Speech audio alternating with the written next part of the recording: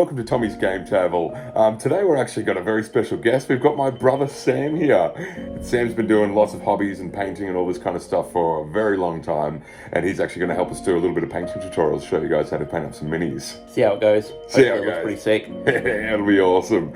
And I'd also like to thank our very first sponsor of the channel, Gamers Needs. They've given us some great little minis. So we've got these little adventurers. We've got a few of those there. What else we got there, Sambo? Could be a paladin, evil paladin. We've got like a ranger. Yeah. And could be a cleric, priest, something of that nature. Awesome. Very cool. A lot of detail on these. And if you want to check out more to do with Gamers Needs, they're a company that does all kinds of stuff like 3D printing. They'll build your gaming PC. They'll do all kinds of stuff. So if you want to check out more info, just go down to the episode description and you can find all their details there.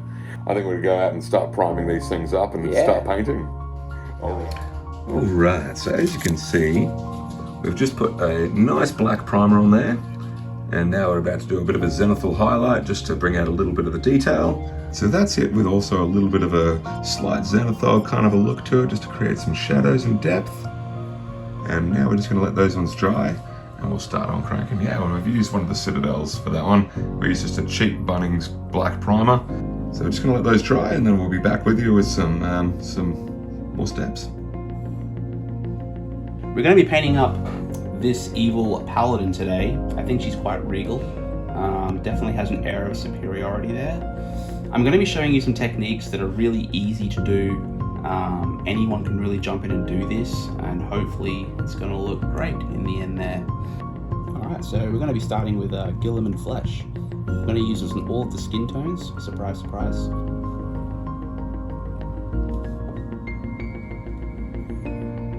So we'll get into the face here.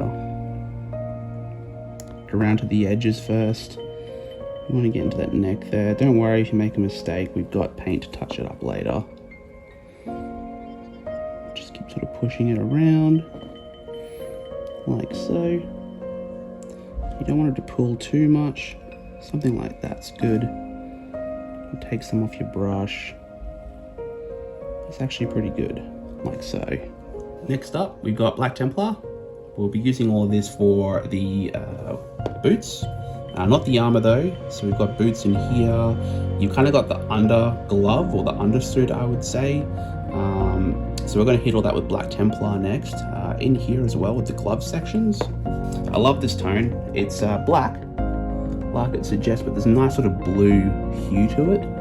We'll hit here. Generally what you want to do is you kind of want it to pull a little bit. You want to use a bigger brush in general, just so it can pull up. You don't want to put it on like a straight paint, because then it tends not to sort of pull up, which you eventually want to take away. But you want to create some really nice shading, highlights, and you kind of want to slap it over the whole surface. Got that boot done, and then we'll take it into here as well. So we've got, oh, this is going to be a tight fit. Kind of like blob that in, and it should do most of the work for you. You don't want to hit the armor, you just want to hit the fingers. I find this is great for doing other things too, like clone troopers and stormtroopers, and you know, anything that's got this sort of undergarments under their armor. And you can see here it's creating some really nice tonal variations. The tippy top of the gloves is quite bright. You wouldn't even call it black, but in the darkest spots it's definitely black. So some of these areas are pretty hard to reach, but just take your time, kind of drop the paint in there and let it do most of the work. So next up, we're going to do Sigvald Burgundy for the armor. I kind of want this to be not red, not purple, in between. So we're going to put this all over the armor. Trying to get away from that, you know, classic metallic armor. Big inspiration, I think, is Bram Stoker's Dracula. So we'll start something simple, just on the knee pad here. Just a gorgeous color. God, look at that. Same again. We don't want it too thick. We'll manipulate, that might actually be too thick. So we'll just wipe it off our brush. Alright, so we got some larger areas coming up here. So it's the same principle basically, just let it sort of go into all the crevices. push it around. We want to avoid that hair. And that's how we're looking so far. So next up we're going to be using wildwood. We're going to be hitting the leather areas. I'm actually going to paint the back of the shield here with wildwood. This is a really nice color too. So don't worry about getting too neat in there. We'll just hit that area like so. And how good does that look? And again, we want to stop the pooling from happening too much. I love to get a little bit around the belt buckle just to create a bit of variation there. There we go. And same for the shield here. And with this, you really don't have to stress about being too neat around the metallic areas. Like, you can get some up here, it's fine. Because we're going to hit that with metallics, which are very opaque and forgiving. The important bit is just try not to get any on the armor. But if you do, just touch it up with a bit of grey seer or whatever kind of white or light grey you're using, and just go over it again. This is how it's looking so far. So we've hit the front of the shield with a bit of wildwood as well. It's really coming together now. Alright, so the next step, we're going to hit the armor with Agrax Earthshade. So this will sort of mute the tone a little bit, darken it. So we'll just do this all over the armor. So generally I like to start top down. In this case, we'll start here on the belt, or the, I don't know what you would call these. What would you call them, Tommy? Maybe the skirting. The skirting, I like it. You can kind of get into here, into the crevice. And this one, you can almost use it like a glaze. You know, you don't want to really just slap this on thick. You kind of just want to get it into all the crevices mostly. So you can also use the Earthshade to shade some of the lower sections of the shield. This is absolutely optional. I just like to create like a darker pattern, especially under here, just with the Earthshade rather than using the wildwood again. And you could do the same, definitely in here. Yeah, around this sort of section here, and just around the armor there. You know, getting it into these crevices, just to create a bit of variance. This is kind of like a very basic start to, you know, where you want to build in glazing and shadowing and whatnot. And this is just a really simple way to sort of get into that, because washes and shades are so simple. And if it pulls too much, just pull it off. And that's pretty much it with the armor now. Alright, so next up we've got the Fang. And we're going to use this to highlight the black very lightly, just in the tippiest points of the armor. And what you're kind of going for, you know, I've just got a dry palette here to prove it can be done in a dry palette. I love wet palettes, but sometimes I use a dry one, especially when I'm in a rush. And just for basic stuff, you don't really need to pull out the wet one necessarily. So what we'll do, we're just going to hit some of the tippiest points with this one, and it's watered down quite a lot. You can see even over like my hand here with black, it's quite thin. And that's the consistency you want. And we'll just go sort of areas like here. And we'll just bring out some of those highest points. Don't have to think too hard about it. Just like so. Especially along the edge here, this is just dying to get highlighted. You know, the sun would be hitting this, or the weather would be hitting this. And because Black Templar's got like a bit of blue in it, that blue tone, it's actually a really perfect highlight for it. So you don't have to go over the whole thing, just some of the spots that really stick out. Just find this really helps. And you can do things like where you can, like say here, you could say, almost like stipple it on to create a bit of texture. You know, like a cloak isn't exactly perfect. And this is super simple to do, and this is actually a great way to start learning how to sort of put texture into things in a very low stress way. So we're getting there now. You know, you can do the same sort of thing with the front of the cloak as well. I'm just sort of stippling it on in patches. Some of these areas here, which are quite sharp, I'm just highlighting it with the edge of my brush. Just makes life so much easier. Here you can do the same sort of thing.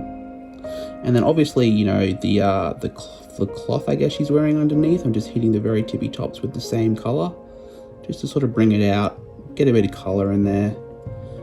Anytime I can add color, I love doing that rather than just adding gray. And yeah, we're going to move on here as well. We'll be moving on next to doing some skin. We'll finish off our skin. Alright, so next up we're going to be using Kislev flesh for the flesh. I find especially with, you know, feminine characters, people with paler skin, I just jump straight to these high tones first. And this is a great highlight for things like Guilliman flesh. And nothing too complicated about this, same sort of consistency and thickness to it. And we're just going to paint this just in the tippy tops. So places like here, we'll just put like a little bit on the top of her forehead. And like with such minimal effort, you can get some really great results. So we'll go, yeah, top of the forehead here, bridge of the nose. And I usually try and avoid too much of the underside. I like to keep it quite dark. So we'll go the cheeks here. And then we'll just go with her chin. We'll leave the rest as is. And you can do this in a couple of stages, a couple of layers. Yeah, it looks great. Alright, so we'll highlight the arm next, and I'm using a surface primer, but leather brown, we're going to use that for it. And we're just going to sort of hit the middle spots of the belt with it. It's a funny angle. We're going to try and leave some of that darkness, you know, that we built up earlier. Leave that quite untouched. So something like that's good. We can do the same thing with the wood. Maybe we'll even, you know, maybe stipple on a little bit here and there, just to create a bit of a battered appearance. And yeah, like that pretty much. Look at that. So again, you know, you want to thin all your paints down just with water. Don't make it too complicated. And we'll follow the grain of the wood here as well. And yeah, with very little effort again, like I'm really just stippling this on and sort of following the contours that are naturally there. And you get a really nice effect. Next up, we're going to get a little bit complicated here. Don't worry though, we've got two paints we're very comfortable with. We've got Kislev flesh and the same brown as earlier, and we're just mixing these together. And we're going to water it down a little bit with some water, get a nice consistency. And we're going to use this color here just to do some final sort of highlights on the wood. Might even add a little bit more flesh. And we're just going to sort of stipple this on as well. And especially here where the wood is, you can actually just follow that wood grain again. And it's just going to create natural, you know, textures. This might be a little bit too thin, but you know what, that's alright. It still looks pretty good. So down here, same again. You can do the same up here, follow that grain. Voila, so next we're going to do the hair. So I actually really like this white hair. So we're going to lean into that. I'm going to be using Griff Charger Grey. And I'm going to show you that you can actually water these down very easily, just like a paint. So we're going to put a little bit on our palette here. We don't need very much because our hair is so small. And then we're going to use a lot of water. So I might even go 2 parts water to 1 part paint. And even that might be a little bit too thin. So we'll add a little bit more of our pigment. Let's see. Yeah, that's good. Something like that. And we're just going to chuck this on our hair now. So we don't want it to be colored in. We want it to be white. But we want to create a bit of color in there. Again, anytime I can add color to something, I always choose to, because yeah, it just makes it a little more exciting. You could use things like Apothecary White are an obvious choice as well. Soul Blight Grey is another one, another great one. I know like Army Painter and Vallejo have a range as well. I just can't think of it on top of my head. I think it's Crusader White for Army Painter. But yeah, I just want to add like a bit of a cold tone to her hair. Let that dry. And we're going to try and let it pool a little bit just in those top ridges of her hair there. Anywhere where there's a little bit of texture, like in here. especially because it's sort of in a shadowed area, but not too much. And that's her hair done. So we'll come back and we're going to do the metallic bits next. We're getting very close to finishing her now. Alright, so next up we've got lead belcher, and we're going to use that on the some of the metallics here. So we've got the sword, definitely the blade will be silver. We've also got perhaps the handle here and the shield.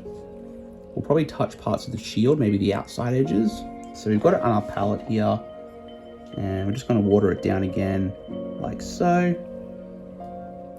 And these base paints, they're very opaque, which is great. It's exactly what you want. So we want it quite thin. You can see how here on the palette, it's almost still moving around on it, whereas here it sticks into the shape it is. You want it so it's thin. And that way you're not creating nasty textures on your painting surface. And we'll chuck this straight over the sword. If you have to do multiple layers, that's really ideal, just to get a nice, smooth, even texture. Yeah, there we go. So we'll make the blade silver. And we'll also hit the top here. And it's okay that it's not covering fully. That's actually better than going on too thick. We'll hit the edges here.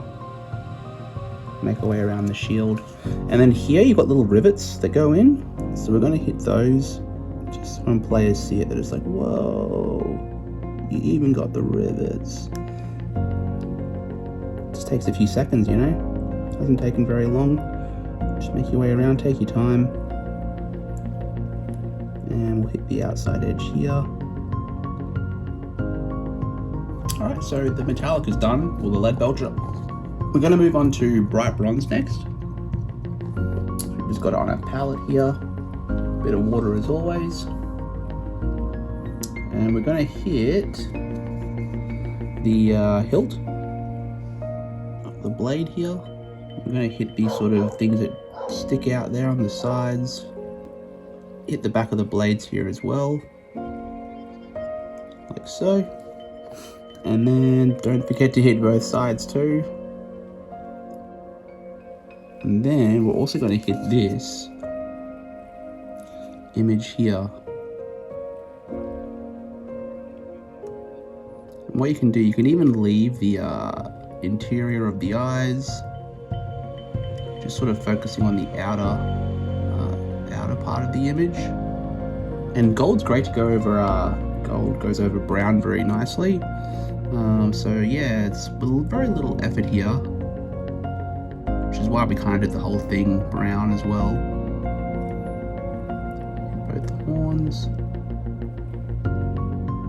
You can do this in a couple of layers as well. It's better to do it thin. So I'll let that pass go, and then we'll do another pass and we'll come back and finish it off. We're also, before I forget, we're going to do the belt buckle as well. So we might even just paint the whole thing in for simplicity, but you could do the outer edges like so. But we'll just paint the whole thing in. I also think with a miniature with such fine detail, and these are beautiful miniatures, I think it'll help to sort of block out some of these larger shapes, like so. So next up we're going to go glorious gold, and we're just going to use this on the tippy tops of all the areas we hit with the brass. It's a very yellow gold, which is lovely. So you know, areas like the top of the skull here, just sort of dot it, just the tops here. We'll kind of line the horns. There's no real right way to do this, you know, just have a bit of fun with it. The belt buckles, you know, kind of just maybe even just dot it here. On the hilt, we'll just hit the very top here, a little bit there, and yeah, it's looking great, and we're nearly done. All right, next up we've got non-oil, giving it a good shake, and we're just going to hit all the metallic parts, really load your brush up quite a bit, and we're just sort of gonna go over all this stuff here. And again, you don't want it to pool, like that's great. Here's pooling a little bit. Just go over all the metallics. You kind of want it to pool into some of these recesses here as well, just to create some natural shading. On top here, especially there, that's great. Like just in here, this ditch here, you want it to, you know, kind of just fill up. Not fill up, but you want it to shade that area like so. And we'll go over the gold as well. Just some of the crevices, not over the whole thing, but we'll just do it in amongst the teeth here, because we don't want it to like ruin that beautiful gold like texture we've got. Or yeah, it's just such a beautiful gold. So we'll just be very careful where we place it, like so. We'll do something different with the sword as well, so we're going to come back to that, but we'll hit the hilt with this as well. So we've got a really cool way to do blades that I haven't seen a lot of people sort of showcase, and I think it's just such an easy, effective method to yeah, just do swords basically, any kind of bladed weapon. Alright, so next is Stormhost Silver. This is an absolutely gorgeous silver. It's super opaque, even though it's a layer paint. You can notice it with the white cap. You know, these cost a little more, but oh boy, they're great. Love it. So we'll put a little bit on our palette here, because you can see what it's doing here on the palette, which is exactly what you want. So yeah, it's so thin, but it really is covering even that thin, which is basically mostly water there. So get a bit on our brush here, like so, look at that. And what we'll do on the shield there, so these flat surfaces, you really want to push it up like so. But then on edges like here, you use the side of your brush, and we'll just highlight it like that. Super easy. Not a lot of skill to that one. Get about halfway down, and then you'll realize, you know, this part's going to be shaded anyway. So same sort of here, you want to sort of hit there, maybe the bottom of the shield here. Leave the rest, it's in the shadow. Here we'll go to the top of the little, I guess, the handle. And what we'll do with the blade here is we'll hit the very top of it, the top half of it, with this, with the side of your brush. Alright, we're also going to get some of the Stormhost Silver, and I'll show you a really effective way to sort of chip armor. You know, you just want to sort of hit the tops here. So we'll just do the shoulder pads, you know, nothing too hectic. I figure these are going to get a lot of wear and bump into a lot of things. But sort of just areas which are going to get a lot of wear in general and bump into things, and just paint's going to chip off. Just use it like, almost like a stippling technique. And there's no real rhyme or reason to it. Just bam on the shoulder guard there. We can keep it simple, but have fun with this. Don't go too overboard. Sometimes less is more.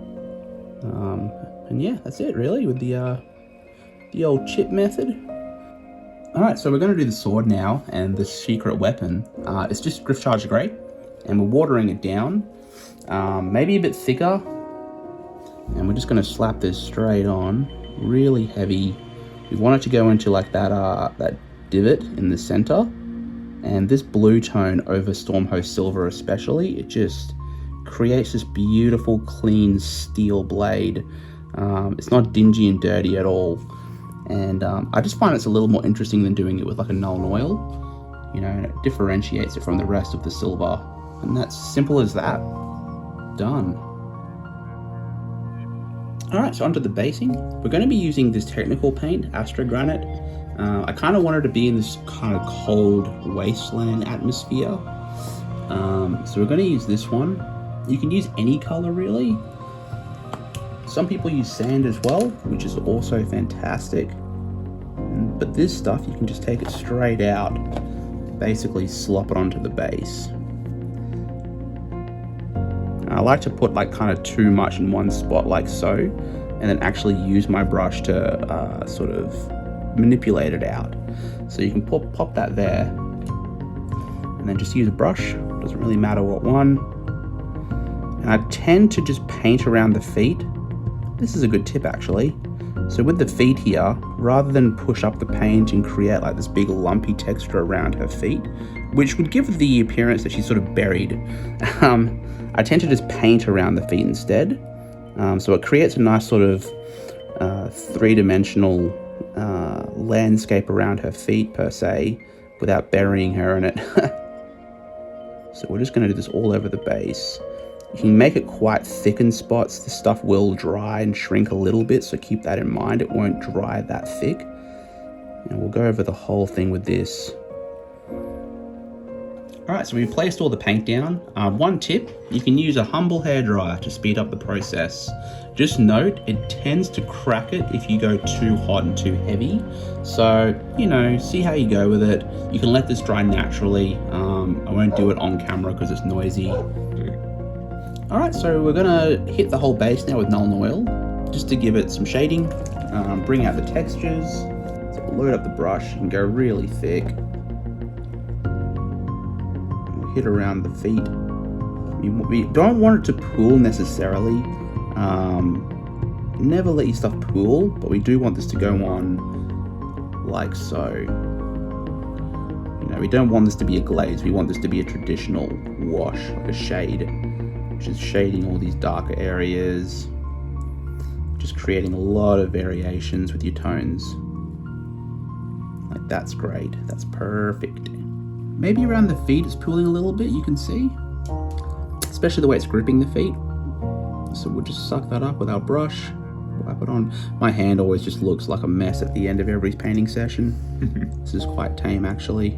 It creates kind of like a just a nasty texture, just sort of builds up around it, doesn't look nice, but that's like what we want basically. That's perfect. All right, so next up we've got just the same leather brown as earlier, and we're watering this one very far down, so it's like a glaze, very thin, and we're actually just going to sort of roughly sort of put this around the base, just in small dots. We're just going to kind of like blend it out a bit, but it's just adding some more color to it. An otherwise sort of dead looking base. Add some rust even. We'll dot that in. Same sort of approach, just sort of feather it out a bit.